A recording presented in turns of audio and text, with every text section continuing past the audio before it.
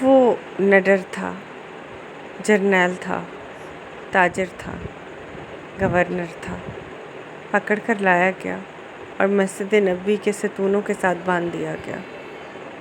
رسول پاک صلی اللہ علیہ وسلم تشریف لے کر گئے، دیکھا خوبصورت چہرہ، لمبا قد، توانا جسم اور بھرا ہوا سینہ، اکڑی ہوئی گردن، اٹھی ہوئی نگاہیں، ایک حسین نوجوان تھا۔ حکمرانی کے جتنے عیب تھے سارے پائے جاتے تھے۔ سرکار دو عالم صلی اللہ علیہ وآلہ وسلم آگے بڑھے اور فرمایا، ثمامہ کیسے ہو؟ ثمامہ بولا، گرفتار کر کے پوچھتے ہو کیسا ہوں؟ رسول پاک صلی اللہ علیہ وسلم نے فرمایا، کوئی تکلیف پہنچی ہے؟ کہتا، یہ تمہاری تکلیف کی کوئی پرواہ مجھے نہیں، نہ تمہاری راحت کا کوئی خدشہ، جو چاہو کرو۔ رسول پاک صلی اللہ علیہ وسلم نے فرمایا، بڑا تیز مزاج آدمی ہے۔ اپنے صحابہ کو دیکھا اور پوچھا، اس کو دکھ تو نہیں پہنچایا؟ عرض کی، یا رسول اللہ صلی اللہ علیہ وسلم، گرفتاری کیا ہے، دکھ کوئی نہیں پہنچایا۔ آپ صلی اللہ علیہ وسلم نے فرمایا، ثمامہ نگاہ تو اٹھاؤ۔ بولا، نہیں دیکھتا۔ اگر مجھے مارا جائے گا تو خون کا بدلہ لے لیا جائے گا۔ تلوار کی میان پر رضی اللہ تعالیٰ عنہ کی پیشانی سلوٹوں سے بھر گئی کہ اشارہ ابرو ہو اور اس کی گردن ہو، سمجھتا کیا ہے اپنے آپ کو؟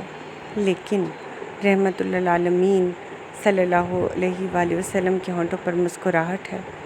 ثمامہ سے مخاطب ہیں کہ مدینہ کی بستی پر نظر تو ڈالو۔ وہ بولا، میں نے روم، یونان، ایران اور مصر کی بستیاں دیکھی، اس بستی کا کیا دیکھوں؟ دوسرے روز پھر وہی سوال اور پھر وہی جواب۔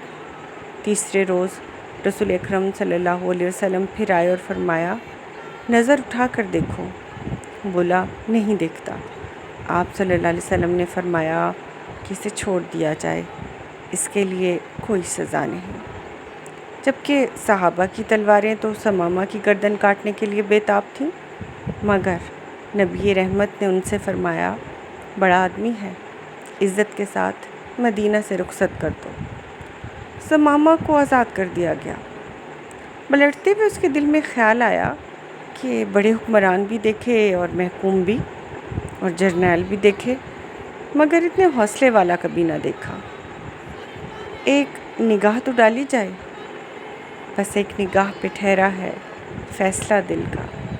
دیکھتا ہے، دیکھ کر سرپٹ بھاگا، دڑکی لگائی اور پھر 2 میل بھاگتا چلا گیا، اور پھر جتنی رفتار سے گیا تھا اس سے 2 گنی رفتار سے واپس پلٹا۔